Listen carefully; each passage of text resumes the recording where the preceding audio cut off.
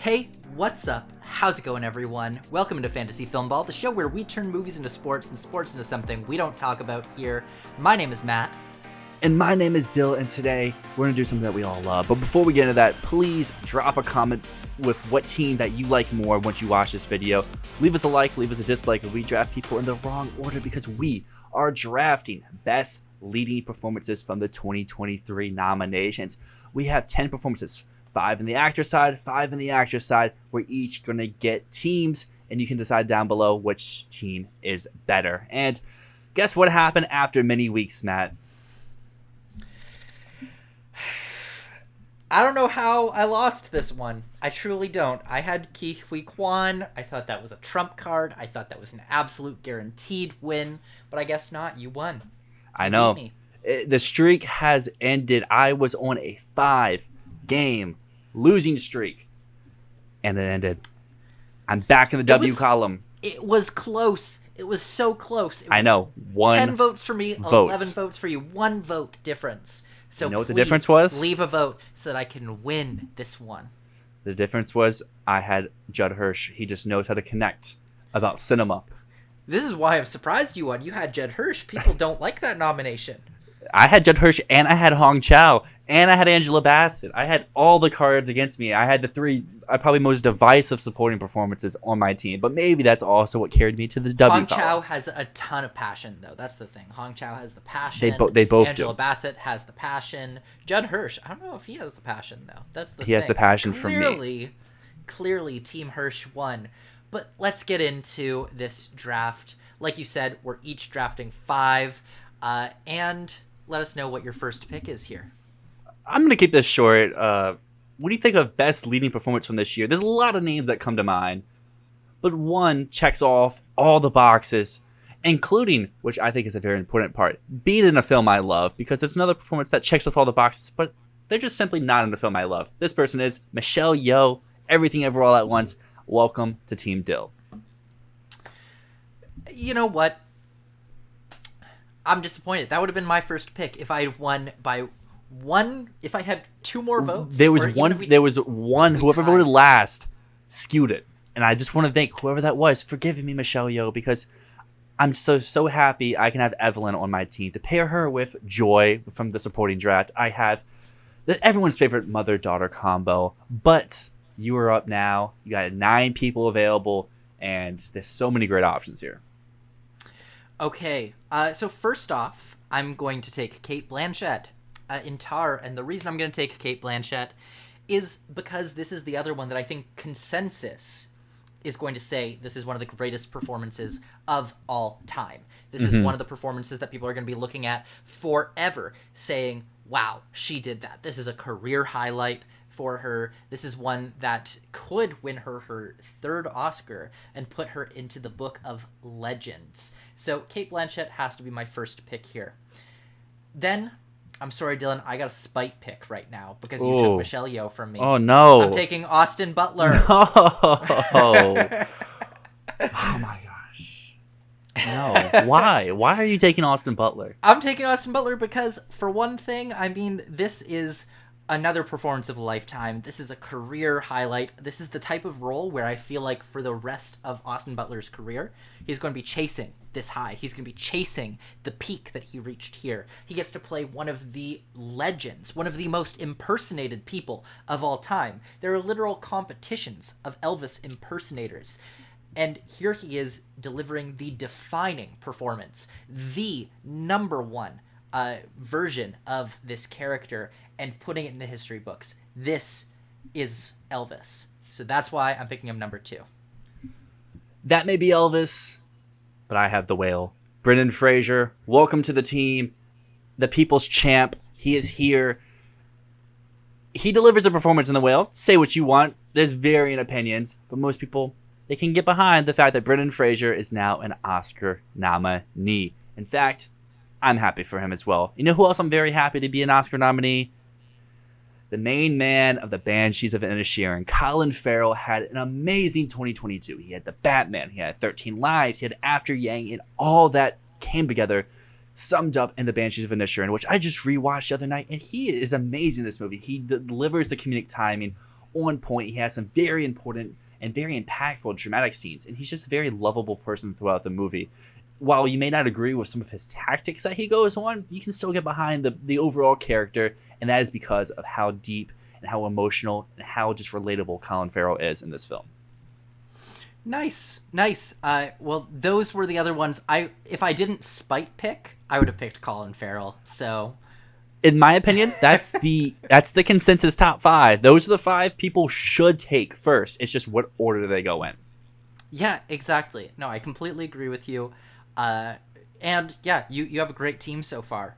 So for my next pick, I'm going to have to go with one of the big, not surprise nominations, because I think it was expected by the end, but the one that was pretty much the consensus number 5 slot, the one that everyone knows was last there. I'm going to go Paul Mescal in Aftersun. Now, this is a critic's darling. Paul Mescal is just like Austin Butler. He's an actor who's on the rise. He's someone who is getting more and more attention and really, really landing these... he's just someone who is getting acclaim and building up the status of a legend. And in Aftersun, he delivers such a sensitive performance, such a subtle performance. It's one that ultimately I didn't think would get an Oscar nomination because of how small and subtle it is. But the work that he does here is so beautiful, it's so impactful, and it truly makes Aftersun the film it is. Because that's a movie, it tells you nothing at all. And everything we know about that character comes from his portrayal, comes from his sadness, comes from the things that he hides behind his eyes. It is so undeniably powerful. Then, I'm going to take Andrea Riseborough into Leslie. Now, why I'm taking her here, like I said earlier, go check out our To Leslie review.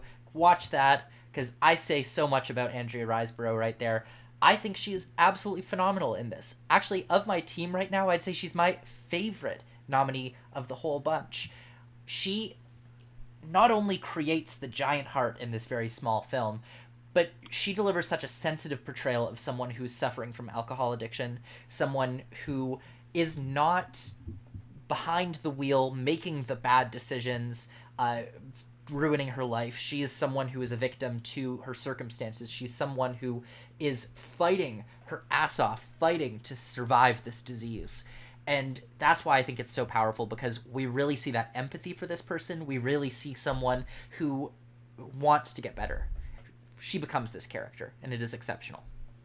I mean, you got the 2 smallest films with the biggest hearts on your roster right there. I'm really upset that sniped there for Andrea Riseborough, but you know, that's the name of the game. And in relation to that, you know, I don't want to do it, but I gotta do it. People, some y'all will hate this pick. Others will praise it and adore it. Most people would say this person's going last, but guess what? They're not.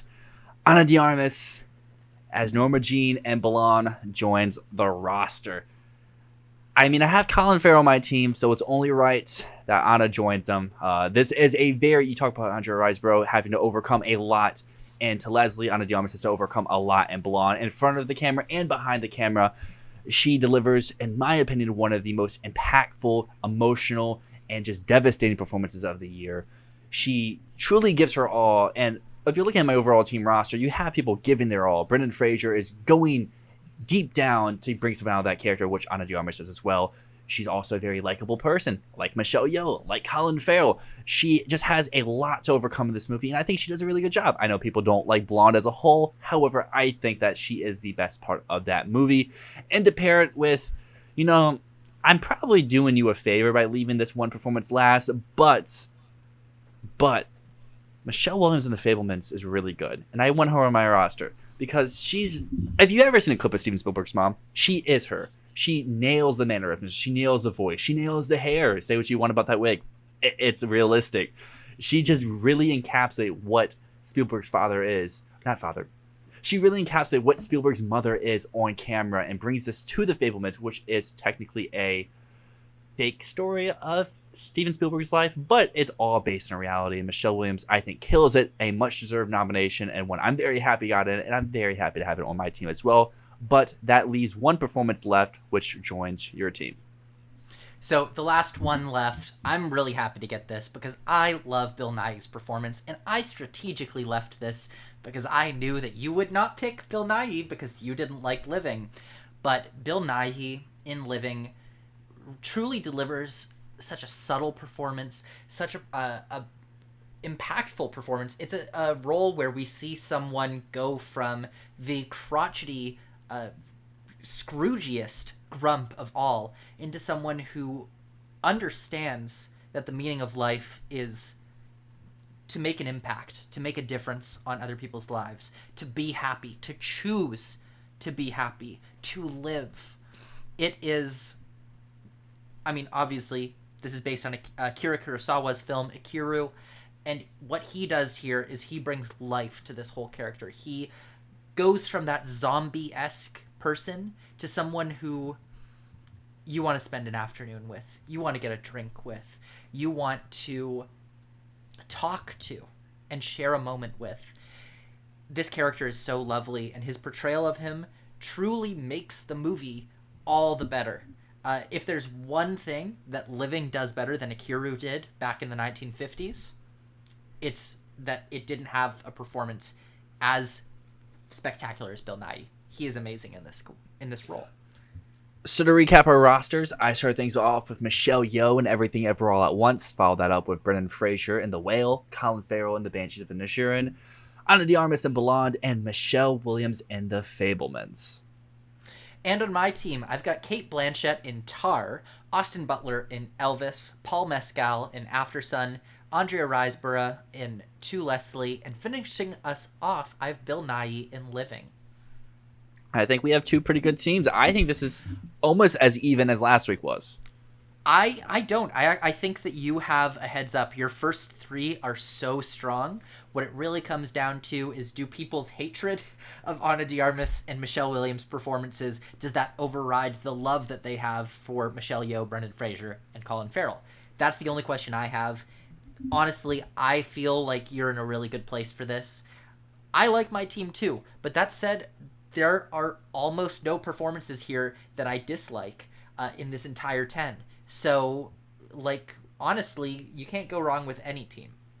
I completely agree, and just to echo everyone out there, vote on the community tab on YouTube to see who gets to have the first pick next week as we go into another draft. But also, let us know in the description on YouTube, what would your lineup be? Take kind of our drafting styles. Take my spot, or take Matt's spot, and be like, okay, what would you pick if you had these? And let's see how different all of our teams could have been, because who knows? I picked Yeoh first. Someone else may really want Brendan Fraser first. They could want Cate Blanchett first. They could be crazy, want Paul Mescal #1 overall, but I would love to see what your roster would be. Thank you so much for watching. Thank you so much for subscribing. My name is Matt. And my name is Dyl, and this is Fantasy Filmball.